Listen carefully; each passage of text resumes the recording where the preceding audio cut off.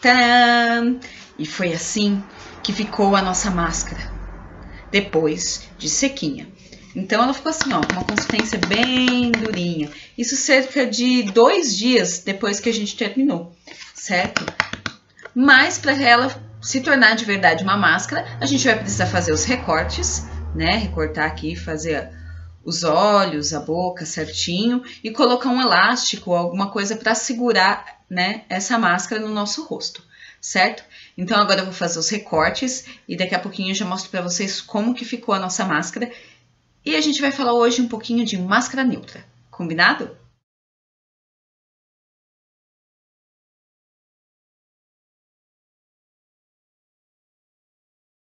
Olá! Meu nome é Aline Sanz, eu sou atriz, diretora e arte educadora das oficinas culturais gratuitas aqui da Prefeitura de Jundiaí. E esta é a nossa 12ª aula. Quando a gente pensa em máscara neutra, logo a gente pensa num corpo neutro, né? Então, a gente imagina que um ator, né, que está usando tanto a máscara neutra quanto está numa posição de corpo neutro, né, com os braços paralelos, pés paralelos, e com a coluna ereta, né, assim, ele está com o que a gente chama de corpo zerado. Se eu tenho um corpo zerado aqui, como num palco nu, né, com esse fundo preto, sem nenhuma outra informação, o que acontece? Qualquer tipo, mas qualquer micromovimento que esse ator fizer, eu vou prestar atenção no movimento, né? Então, esse tipo de exercício, ele é utilizado muito para a gente deixar os nossos trejeitos cotidianos de lado quando a gente está num treinamento para um personagem ou para um espetáculo, para que a gente abandone um pouco desse nosso corpo que a gente chama de corpo cotidiano, que é, por exemplo, essa minha movimentação de mãos, ou então a forma como eu usualmente ando na rua, ou com pressa, ou querendo chegar rápido em algum lugar, ou cansado. Eu vou zerar isso, porque eu vou precisar estar com a coluna reta, igual ele está aqui, né?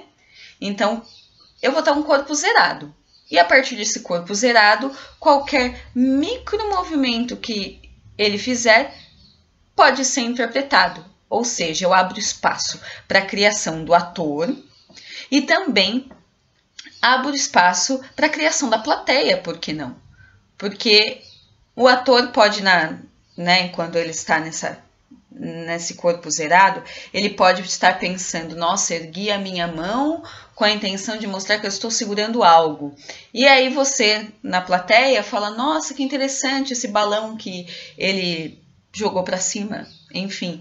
Então abre espaço para isso. Então o ator, ele vai ter que pensar como o corpo dele pode comunicar, né? Se comunicar com a plateia através de signos que você, como plateia, entenda, né? Quem estiver na plateia entenda, signos comuns, né? De maneira que eu consiga compreender o que ele está querendo dizer, já que ele não vai ter o uso da voz, né? A máscara neutra só tem os olhos abertos, né? Uma outra coisa bem interessante quando a gente pensa com relação à máscara, né? E principalmente a máscara neutra, quando um ator ele está com a máscara, né? Eu enxergo apenas os olhos dele. Mas na verdade você está enxergando os meus olhos porque estou bem pertinho de você.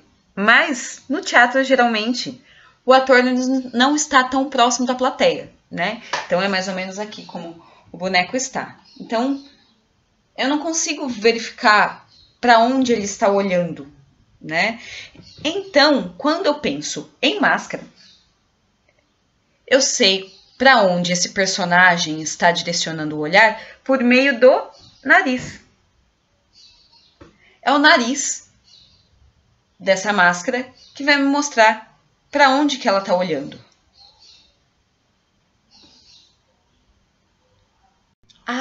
Uma coisa bem interessante de se falar também é que quando um ator faz o uso da máscara, ele não simplesmente pega essa máscara e coloca no rosto. ele faz um tipo de uma preparação, de um ritual para utilizar essa máscara, né?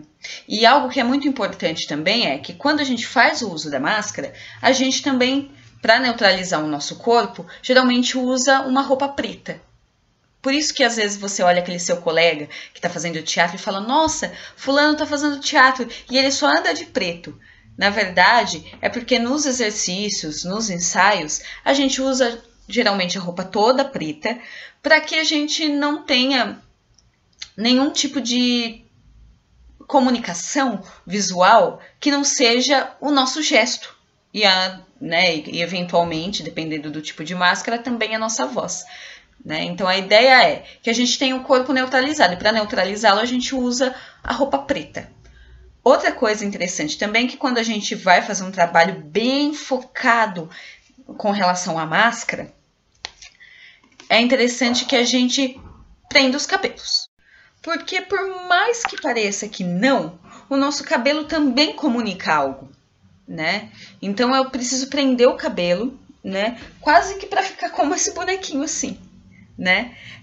Eu prendo todo o cabelo antes de colocar a máscara, com a ideia que meu corpo fique assim, um corpo neutro, né? Então é muito interessante se estudar as máscaras por conta disso, porque é um universo, né? A gente pensar com relação a máscaras, as histórias das máscaras, as histórias, as dramaturgias envolvidas nas máscaras, é papo para muitos vídeos, né?